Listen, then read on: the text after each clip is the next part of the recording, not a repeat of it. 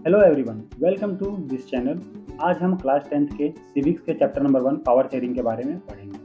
Power sharing को समझने के लिए हम एक एग्जांपल लेते हैं। मान लीजिए कुछ बच्चे हैं जिनके सामने कुछ खाने का रखा हुआ है। बच्चों के माइंड में आता है कि खाने को हम अकेले ही लेंगे, इसको शेयर नहीं करेंगे क्योंकि शेयर करने से हमें बहुत कम अमाउंट में चीज़ें मिलेंगी। बट शेयर ना करने की वजह से बच्चों में उस खाने को लेके आपस में फाइट हो जाता है और उस फाइट के कारण जो खाने का सामान है वो प्रॉपर तरीके से उनको नहीं मिल पाता है। इसके अपोजिट यदि वो खाने के सामान को शेयर करते तो सब खुशी से मिल बांट के खाते और उन सबको इक्वल अमाउंट में चीजें मिलती। सेम सिनेरियो कंट्री में होती है। कंट्री में diversity of language, religion, caste और कल्चर होने के कारण सबको अपने अकॉर्डिंग अपने लिए पावर चाहिए होता है। उनको लगता है कि पावर शेयर करने से हमारा डोमिनेंस उस कंट्री से खत्म हो जाएगा, जबकि पावर शेयर ना करने की वजह से डिसीजन मेकिंग में डिफरेंस ऑफ ओपिनियन होने लगते हैं जो आगे चलकर फाइट में कन्वर्ट हो जाते हैं। इन सबको अवॉइड करने के लिए और प्रॉपर तरीके से कंट्री को रन करने के लिए पावर शेयरिंग की नीड होती है।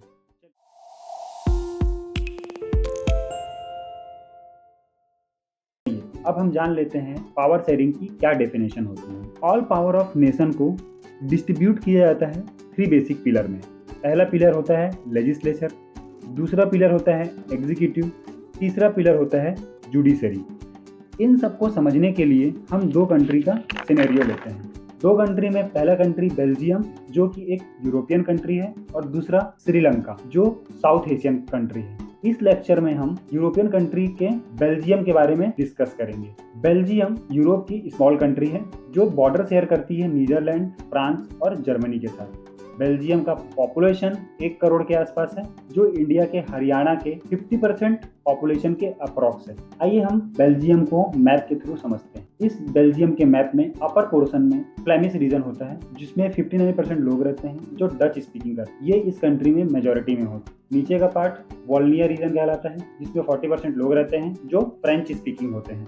और एक तीसरा रीजन होता है जिसको हम बेल्जियन रीजन बोलते हैं जिसमें 1% लोग रहते हैं जो जर्मन स्पीकिंग करते हैं। इस प्रकार इस कंट्री में डच स्पीकिंग पर्सन मेजॉरिटी में और फ्रेंच स्पीकिंग पर्सन माइनॉरिटी में रहते हैं। अब हम बेल्जियम की कैपिटल ब्रसेल्स के बारे में बात कर लेते हैं। ब्रसेल्स में कंट्री के जस्ट अपोजिट सिनेरियो है। इसमें मेजॉरिटी में फ्रेंच स्पीकिंग पर्सन है जो अप्रॉक्स 80% के आसपास है और माइनॉरिटी में डच स्पीकिंग पर्सन है जो 20% के आसपास है। आइए हम अभी कंट्री वाइज बात कर लेते हैं। तो बेल्जियम कंट्री में माइनॉरिटी में फ्रेंच स्पीकिंग पर्सन है और मेजॉरिटी में डच स्पीकिंग पर्सन है। इन दोनों में आपस में टेंशन का माहौल पैदा हो जाता है। ये टेंशन 2 रीजन से होता है। पहला रीजन है कि जो माइनॉरिटी फ्रेंच स्पीकिंग पीपल हैं वो रिच एंड पावरफुल है जिसके कारण वो मेजॉरिटी डच स्पीकिंग पर्सन को सप्रेस करते हैं। दूसरा पॉइंट, जो डच स्पीकिंग पर्सन है उनको लेट में इकोनॉमिक डेवलपमेंट और एजुकेशन मिलती है जो कि इस कंट्री में मेन प्रॉब्लम है।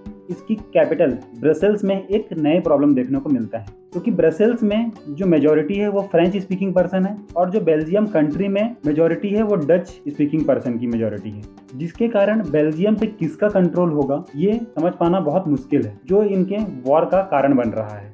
अब हम इसको दूर करने के लिए एकोमोडेशन इन बेल्जियम को समझते हैं। बेल्जियम लीडर ने ये जो प्रॉब्लम है माइनॉरिटी वर्सेस मेजॉरिटी को दूर करने के लिए सबसे पहले प्रॉब्लम को रिकॉग्नाइज किया। उन्होंने ये देखा कि बेल्जियम में रीजनल डिफरेंस और कल्चर डाइवर्सिटी एग्जिस्ट करती है, जिसको दूर करने के लिए इन्होंने 1970 से 1993 के बीच में अपने बेल्जियम के कॉन्स्टिट्यूशन में 4 बार बदलाव किया और इस बदलाव के द्वारा बेल्जियम में 3 प्रकार की गवर्नमेंट फॉर्म हुई। पहली गवर्नमेंट सेंट्रल गवर्नमेंट, दूसरी स्टेट गवर्नमेंट और तीसरी कम्युनिटी गवर्नमेंट। इसको हम नीचे आने वाले पॉइंट में समझते हैं। सबसे पहले इन्होंने कॉन्स्टिट्यूशन में बदलाव करके कुछ पॉइंट रखे जिसमें से पहला पॉइंट ये था कि सेंट्रल गवर्नमेंट में number of Dutch speaking minister और फ्रेंच स्पीकिंग मिनिस्टर इक्वल होंगे। दूसरा पॉइंट, सम स्पेशल लॉ बनाए गए जो सपोर्ट करते हैं बोथ ग्रुप ऑफ मेंबर को, बट कोई भी सिंगल कम्युनिटी अकेले ये डिसीजन नहीं ले सकती कि इसमें क्या बदलाव करना है। तीसरा point, many power of central government is given to state government because state government is not subordinate to central government. चौथा पॉइंट, बेल्जियम कैपिटल ब्रसेल्स में सेपरेट गवर्नमेंट बनाई गई और इस सेपरेट गवर्नमेंट में जो कम्युनिटी की रिप्रेजेंटेशन थी वो बिल्कुल इक्वल रखी गई।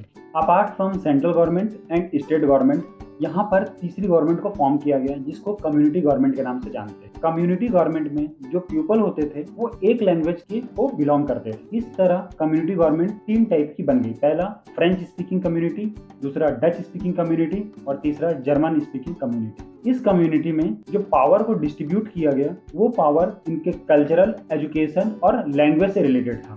और कल्चर, एजुकेशन और लैंग्वेज से रिलेटेड जो भी इशू होंगे उसमें ये कम्युनिटी अमेंड कर सकती है, कुछ लॉ बना सकती है जो कम्युनिटी के वेलफेयर के लिए बहुत इंपॉर्टेंट हो।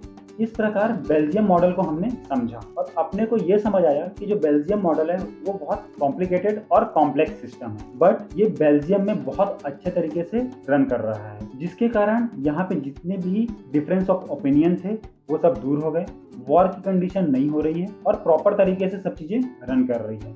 इसी कारण यूरोपियन यूनियन की बहुत सारी कंट्रियों ने बेल्जियम की कैपिटल ब्रसेल्स को यूरोपियन यूनियन का हेडक्वार्टर घोषित कर दिया। इस प्रकार हमने बेल्जियम के प्रॉपर फंक्शन वाले कॉम्प्लेक्स मॉडल को समझ चुके हैं। इस वीडियो में हम यहीं तक समझेंगे। Thank you for watching us. इसके नेक्स्ट वीडियो में हम श्रीलंका के बारे में जानेंगे। अगर आपने वीडियो एंजॉय किया हो तो प्लीज़ लाइक करें, शेयर करें और सब्सक्राइब करें। ये हमारे चैनल